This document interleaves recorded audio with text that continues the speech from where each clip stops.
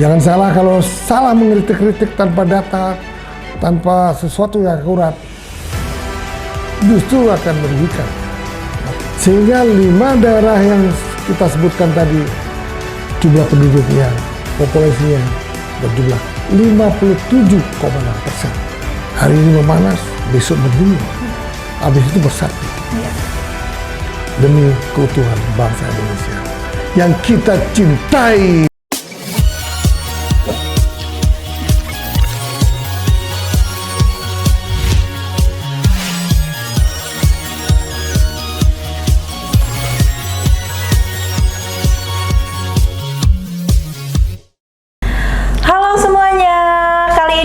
Kembali lagi akan membahas mengenai perkembangan politik di Indonesia. Tepuk tangan.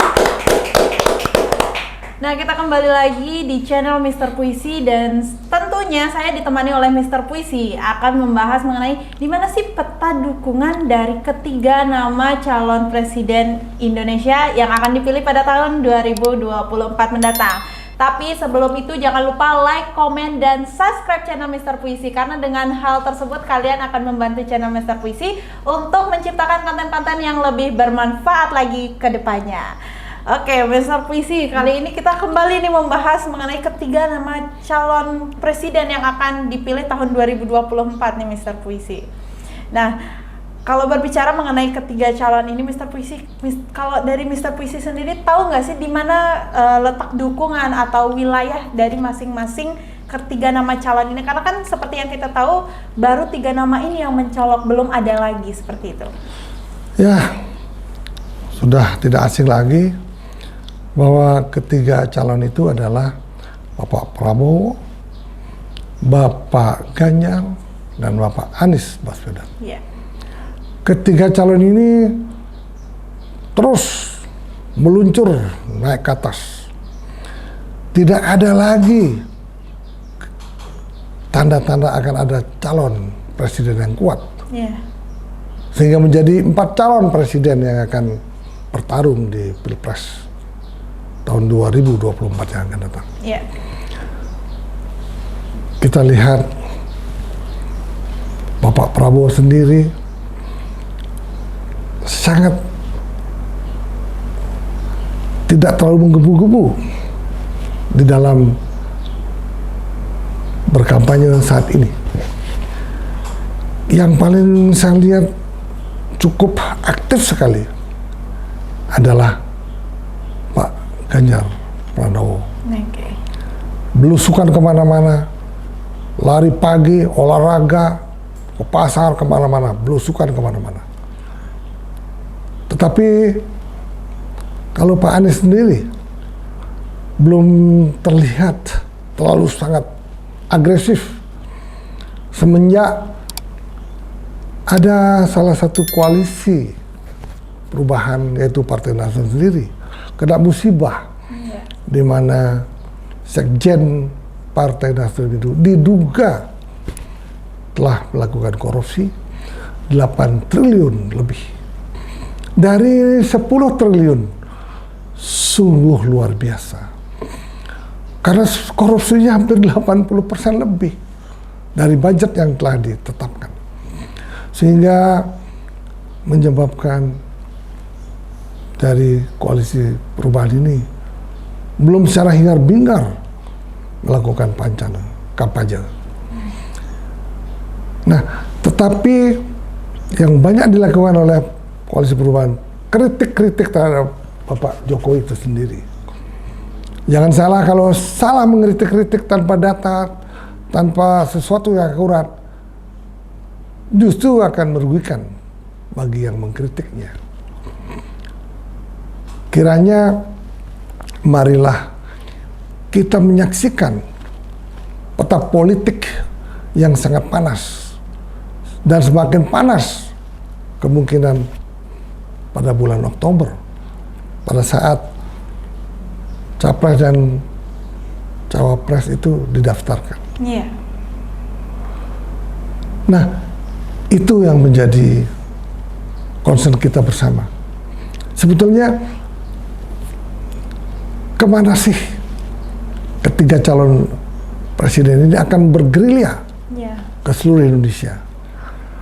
Seperti kita tahu bahwa untuk memenangkan Pilpres tahun 2024 yang akan datang, harus bisa menguasai kelima lokasi yang padat penduduknya, yang populasinya sangat tinggi, yaitu di mana harus bisa menguasai Jawa Barat, harus bisa menguasai Jawa Tengah, harus bisa menguasai Jawa Timur, kemudian Sumatera Utara, dan yang satu lagi Banten. Kenapa Banten? Ya karena memang Banten ini juga cukup padat. Sehingga 5 daerah yang kita sebutkan tadi, jumlah penduduknya, populasinya berjumlah 57,6%. Ini baru 5 lokasi.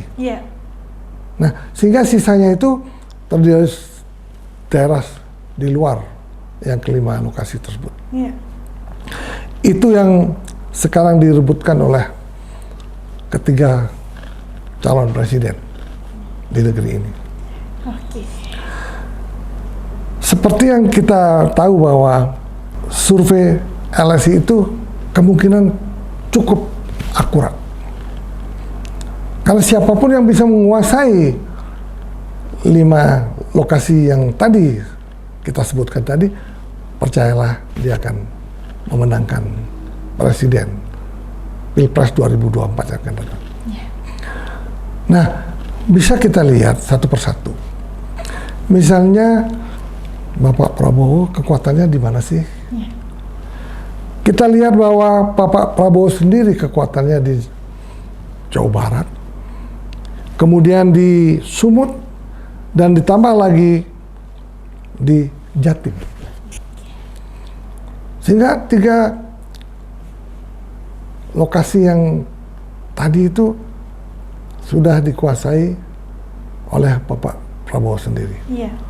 Kemudian kalau Bapak Anies sendiri sangat kuat di daerah Jawa Barat dan Sumatera Utara. Dan Pak Ganjar sudah banyak orang mengetahui bahwa dia adalah gubernur Jawa Tengah. Pasti di Jawa Tengah sangat kuat.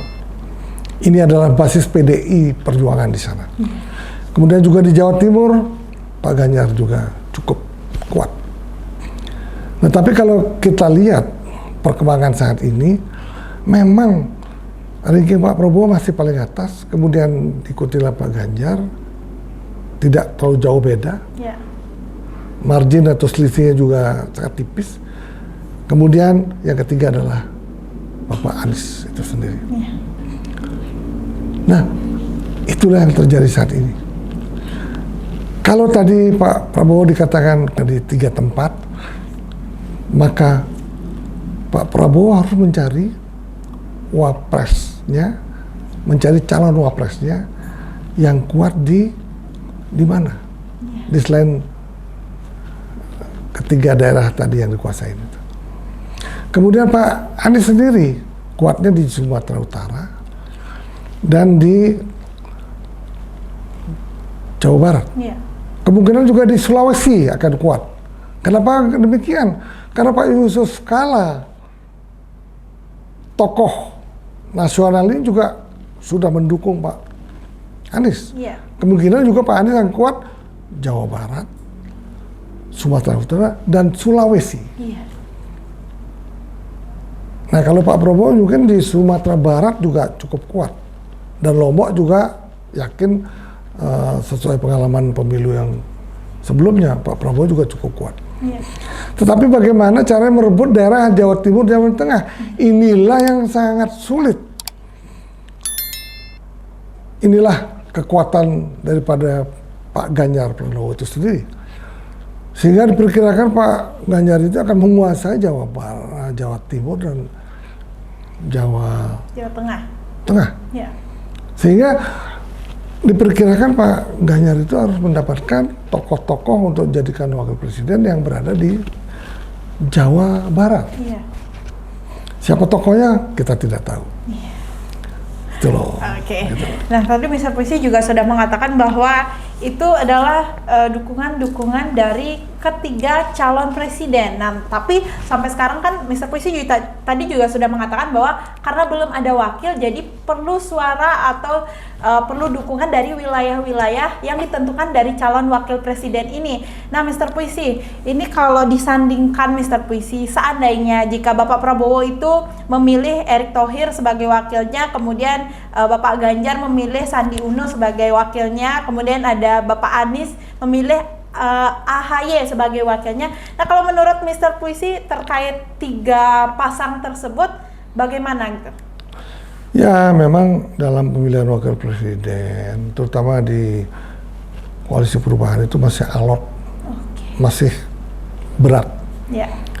Nah, seandainya memang Pak AHY akan diusung menjadi cawapresnya sendiri, ya kemungkinan sekali agak berat lah. Gitu loh. Karena apa? Kita lihat sebetulnya Pak AHY ini kekuatannya di mana gitu ya. Nah, mungkin juga diharapkan kekuatannya di Jawa Timur. Ya. Nah, kalau memang Pak AHY bisa menguasai Jawa Timur, Jawa Tengah, maka pasangan Anies dan AHY ini akan cukup kuat. Nah, kemudian kita lihat misalnya Pak Prabowo dengan Pak Erick Thohir. Ya. Pak Prabowo kan dikatakan tadi kuat di Jawa Barat, Sumatera Utara, kemungkinan juga Sumatera Barat, dan apabila dia memilih Erick Thohir cukup bagus. Kenapa? Karena seperti yang kita ketahui sekarang, Pak Erick Thohir itu sekarang adalah merupakan NU-nya cukup kuat juga. Apalagi Pak Erick Thohir ini sekarang sangat populer dengan menjadi ketua PSSI, di mana dengan kepemimpinan Pak Erick Thohir juga menjadi juara SEA Games. Nah, itu sekarang sangat dielu-elukan terutama oleh kelompok milenial saat ini. Yeah.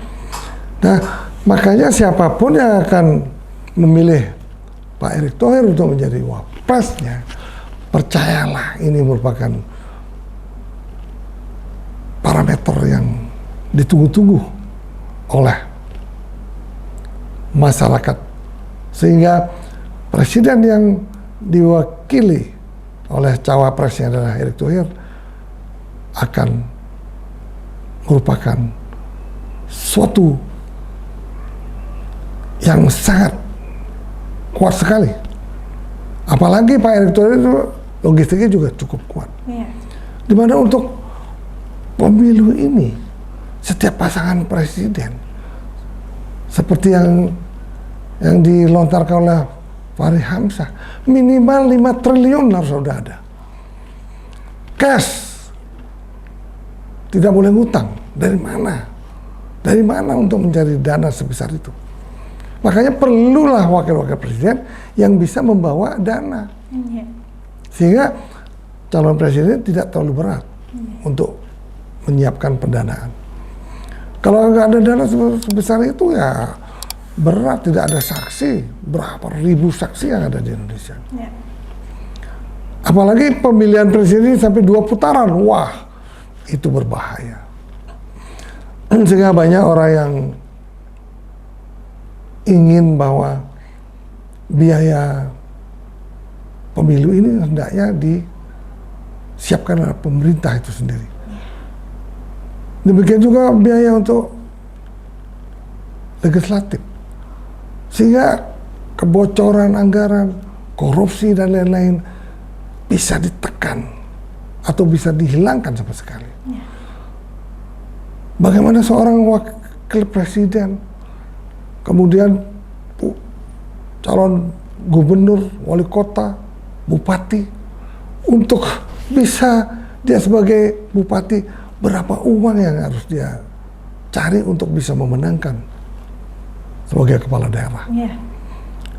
Nah, kalau dia meminjam uang, akhirnya saat dia menjadi bupati, banyak sekarang dia ada kena oleh KPK. Sekarang banyak sekali bupati-bupati daerah ini yang kena ditangkap oleh KPK. Nah, untuk bisa hal ini tidak terjadi lagi, hendaklah pemerintah sekarang memikirkan dalam-dalam bagaimana caranya sehingga tidak ada political money lagi setiap pemilihan presiden, tidak pemilihan wali kota, gubernur, dan pemilihan kepala desa. Itu loh. Oke. Nah, tadi Mr. Puisi kan sudah menyebutkan antara pasangan yang mungkin Prabowo dengan Erick Thohir, kemudian ada AHY dengan Pak Anies. Nah, lalu dengan Pak Sandi Uno dan Ganjar bagaimana Mr. Puisi? Nah, ini masih menjadi tanya besar ya.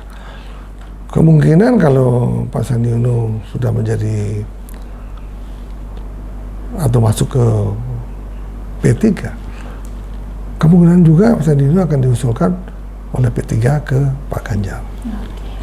Untuk mencapai ataupun menjadi politikus P3, Sandi Uno membutuhkan beberapa tahap. Gitu loh. Ya. Mungkin sampai sekarang belum selesai tahap pertama itu. Ya mungkin kalau dalam 2-3 bulan ini tahapan sudah selesai, kemungkinan Pak Sandi Uno akan masuk ke P3. Ya. Ketika itulah kemungkinan Sandi Uno akan diusulkan oleh P3 ke Ibu Mega sehingga menjadi wapresnya Pak Ganjar. Wah, kalau itu terjadi seru sekali, di mana Pak Prabowo akan berhadapan juga dengan grup Pak Sandi Uno. Nah, itulah politik. Ya. Apapun bisa terjadi. Politik cair. Hari ini memanas, besok mendingin. Ya. Habis itu bersatu. Ya. Demi keutuhan bangsa Indonesia yang kita cintai, gitu loh. Ya, tepuk tangan dulu untuk Mr. Puisi. Wah.